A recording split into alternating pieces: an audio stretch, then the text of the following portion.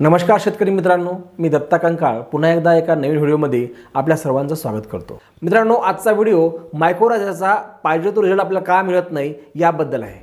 आपल्याला असं वाटतं की आपण मायक्रोरायझा वापरतो तरी सुद्धा आपल्याला पाहिजे तो रिझल्ट मिळत नाही, पाहिजे ती बुरशी नष्ट होत नाही आणि ही आपण बुरशी वापरून सुद्धा आपल्याला बुरशीनाशकाचा वापर करावा लागतो। याचं कारण की आजकाल मायक्रोरायझा खराब यायलेत किंवा मायक्रोरायझामध्ये क्वालिटी राहिली नाही, हे आहे का आपण जे मायक्रोरायझा वापरतो ते वापरण्याच्या चुकीच्या पद्धतीमुळे मायक्रोरायझा रिझल्ट देत नाही, त्याबद्दलचा आजचा व्हिडिओ आहे। त्यामुळे व्हिडिओ शेवटपर्यंत बघा। चॅनल नवीन असाल तर चॅनल सबस्क्राइब करा आणि एक लाईक तरी तुम्ही करून जा।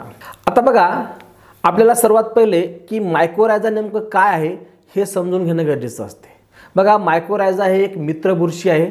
जशा शत्रू बुरशी असतात त्याच पद्धतीने हे एक मित्र बुरशी आहे आणि हे मायक्रोरायझा आपल्या पिकाच्या मुळावर सहजीवन जगत असतात।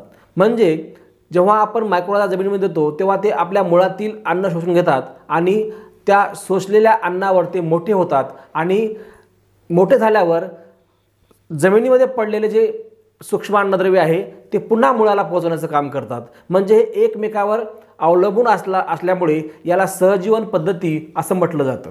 आजकाल मार्केटमध्ये जे मायक्रोरायझा येतात याचा पाहिजे तो रिझल्ट आपल्याला मिळत नाही। याची काही कारणं आपण पाहणार आहोत। त्यातलं पहिलं कारण असं आहे की आपण जेव्हा मायक्रोरायझा वापर करतो तेव्हा रासायनिक बुरशीनाशकाचा वापर करणे टाळावे। बघा, हा मायक्रोरायझा एक मित्र बुरशी आहे, म्हणजे तो बुरशी आहे आणि आपण बुरशीनाशक जेव्हा आपण आपल्या शेतामध्ये मारतो तेव्हा ते बुरशीसोबत या मायक्रोरायझा बुरशीला सुद्धा मारून टाकत असतं। त्यामुळं सुद्धा आपल्याला पाहिजे तो रिझल्ट मिळत नाही। मग आपण काय करायला पाहिजेत? बघा, जर मायक्रोरायझा जर तुम्ही 2-3 वेळा जर ॲप्लिकेशन केलं तर तुमच्या पिकामध्ये बुरशीच येत नाही। आपलं होतं काय की आपण एकच वेळा मायक्रोरायझा वापरतो आणि नंतर मायक्रोरायझा वापरत नाही, त्यामुळे आपल्याला बुरशी येते।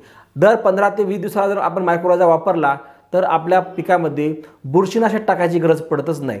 जे रासायनिक बुरशीनाशक आपण वापरतो त्यामुळे सुद्धा आपला मायक्रोरायझा रिझल्ट कमी येतो।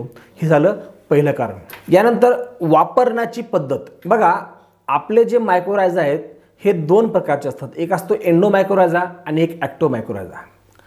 या दोघांनाही आपल्याला वेगवेगळ्या पद्धतीने वापरावं लागतं।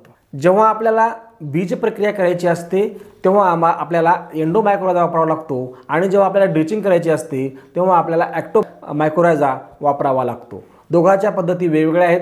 पॉकेटवर पाहून घ्या की हा एंडो आहे का ॲक्टो आहे, यानुसार आपल्याला ठरवा की याची बीज प्रक्रिया करायची का याची आळवणी करायची। त्याचबरोबर आपला मायक्रोरायझा हा फवारणीतून कधीच वापरायचा नाही, कारण हा मुळाशी संलग्न राहून तो त्याचे अन्न मुळातून घेत असतो आणि पुन्हा मुळाला अन्न पुरवत असतो।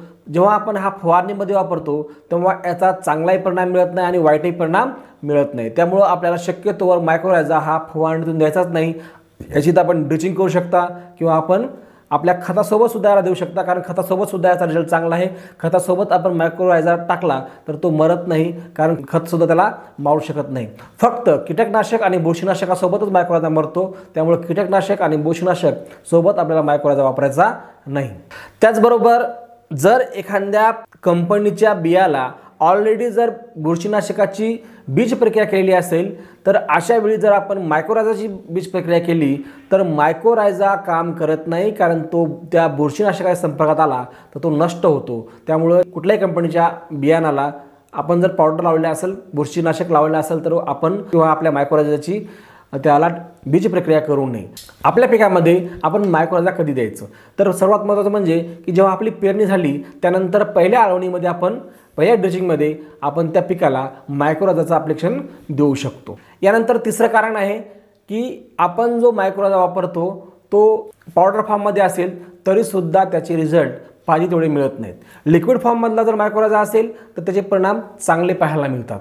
पावडर फॉर्ममधला जो मायक्रोरायझा असतो कमीत कमी 7 ते 8 मॉइश्चर या मायक्रोरायझाला जिवंत राहण्यासाठी लागतं आणि पावडर फॉर्ममधला जो मायक्रोरायझा असतो तो पावडर पूर्ण ड्राय होतं आणि अशा वेळी त्याचा बायोलॉजिकल काउंट हा कमी होत चाललेला असतो आणि जितकी जास्तीत जास्त तो पडून राहतो किंवा जिथं उष्ण ठिकाणी राहतो 90% कृषी केंद्र जे आहेत ते पत्रामध्ये असतात, तिथे हीट जास्त असते आणि त्या हीटमध्ये सुद्धा त्याचा बायोलॉजिकल काउंट हा कमी होतो। त्यामुळे सुद्धा त्या पाहिजे तो रिझल्ट आपल्याला मायक्रोरायझा मिळत नाही। चौथं कारण असं आहे की आपण जेव्हा मायक्रोराजाचं ॲप्लिकेशन देतो, पावडर फॉर्ममधला मायक्रोराजा आपण खतासोबत मिक्स करतो आणि शेतामध्ये फेकून देतो. ज्या शेतामध्ये मॉइश्चर 0% आहे अशा अवस्थेमध्ये पावडर फॉर्ममध्ये जर जिवंत असेल, 99% तर पावडर फॉर्ममध्ये जिवंत राहतच नाही, पण जरी करता जिवंत राहिला, काही कारणास्तव जिवंत राहिला, त्या पावडरमध्ये मॉइश्चर 5 ते 10% असेल, अशा वेळी जिवंत बी राहू शकतो. असं काही नाही की बा पावडर फॉर्ममधला जिवंत राहतच नाही, जिवंत बी राहू शकतो.